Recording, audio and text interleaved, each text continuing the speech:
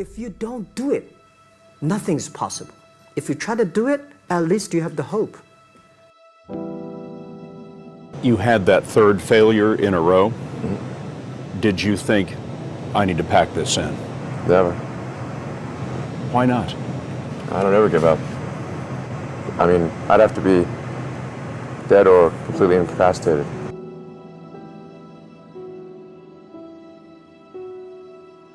So many things go wrong when you're starting a company, and often I think people ask, what mistakes should you avoid making? And my answer to that question is don't even bother trying to avoid mistakes because you're going to make tons of mistakes, right? And the important thing is actually learning quickly from whatever mistakes you make and not giving up. Right, and I mean, there are things every single year of Facebook's existence that could have killed us or made it so that it just seemed like moving forward and making a lot of progress just seemed intractable, but you just kind of bounce back and you learn, and nothing is impossible, you just have to kind of keep running through the walls. It's hard changing your life. It was hard when just over 3 years ago, in the Penobscot building in Detroit, Michigan, where I was operating my business, and I fell on some hard times, and I was sleeping in my office. It was hard coming into the lobby, and the security said, "Excuse me, Mr. Brown, can we see you for a moment?" And I said, "Yes," and I walked up to the counter, and he gave me an envelope.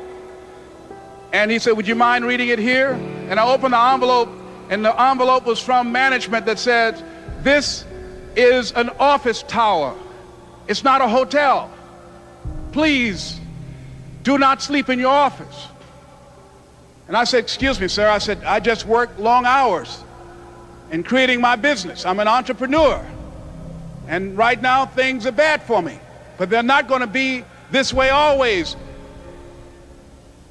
And I just asked for the opportunity to continue to operate like I'm doing. I'm not trying to make this my home." And it was hard coming through the lobby. And sometimes they would laugh. There's a guy talking about becoming successful. And look at him. He's bathing in the bathroom upstairs on the 21st floor. He sleeps on the floor. Him and 2 other dreamers up there. Look at him. It was hard, ladies and gentlemen, coming to speak to people. And I was facing financial difficulties in my own life. I was behind on my bills and my dreams, and I'm saying to them, you can live your dream. It was hard, ladies and gentlemen. It was very difficult to pick myself up each day believing that I could do it. There were times that I doubted myself. I said, "God, why is this happening to me? I'm just trying to take care of my children and my mother. I'm not trying to steal or rob from anybody. How did this have to happen to me?" It was very hard. And here's what I want to say to you. For those of you that have experienced some hardships, don't give up on your dream. No one could have convinced me by holding on, by continuing to push forward, by continuing to run toward my dream, that one day I would have my own talk show. It's a long shot, ladies and gentlemen, from Liberty City, an abandoned building on a floor, never knowing my mother or father. It's a long shot. Being here with you today in this dome in Atlanta, it's a long shot. No college training, labeled educable, mentally retarded, but I kept running toward my dream.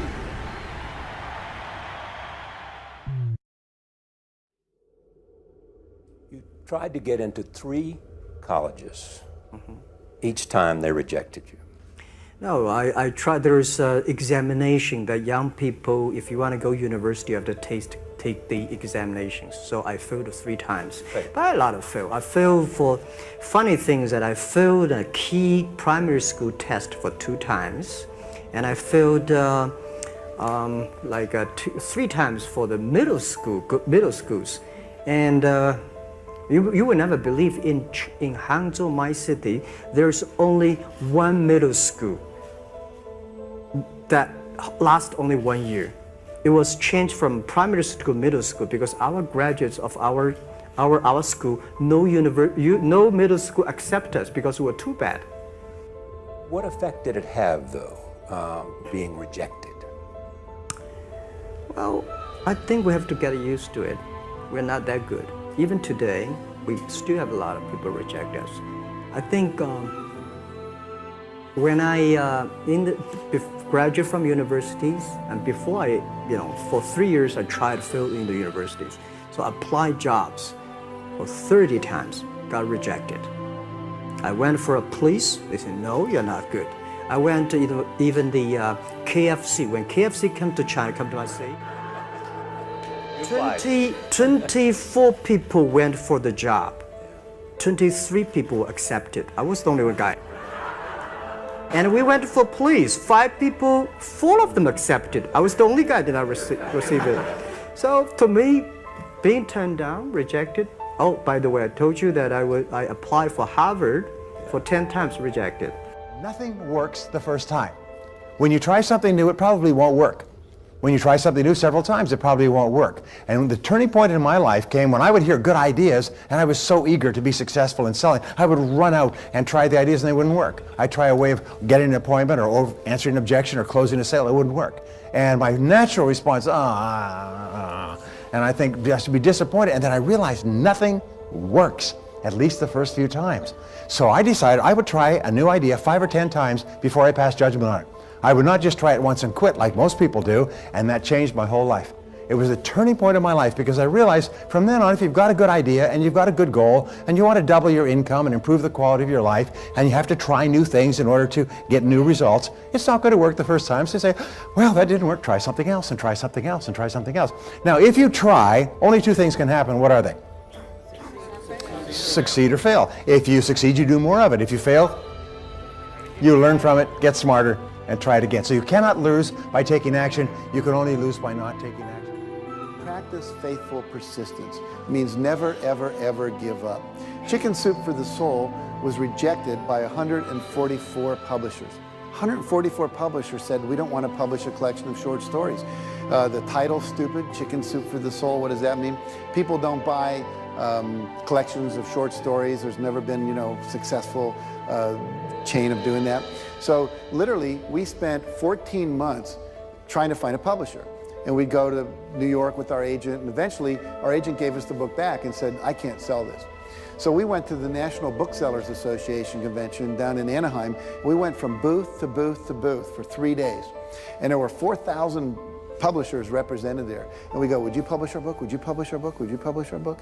And we got no, no, no, no, no. It was late on the 3rd day that a little publisher from Florida, after we'd gotten over 144 rejections, said, we'll read it. And then they said, we said, well, how many copies do you think we'll sell? After they said, yeah, we'll buy it. A couple weeks later, they said, we'll publish it. And they said, well, maybe 20,000 if we're lucky. And we said, our goal is to sell 1.5 million in a year and a half. Now, have you ever told someone your dream and had them laugh out loud at you?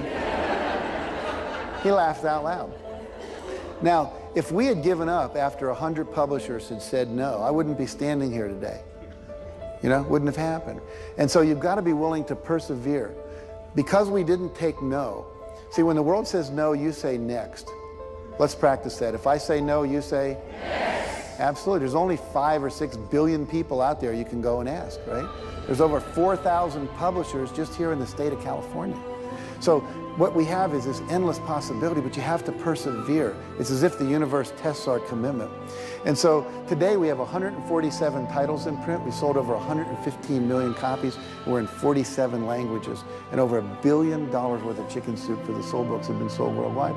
So if you're willing to decide what you want, believe it's possible, consciously envision the future, feel the feelings of what it would feel like if you had achieved this goal, you can have anything, and then you take action, both obvious actions and inspired actions.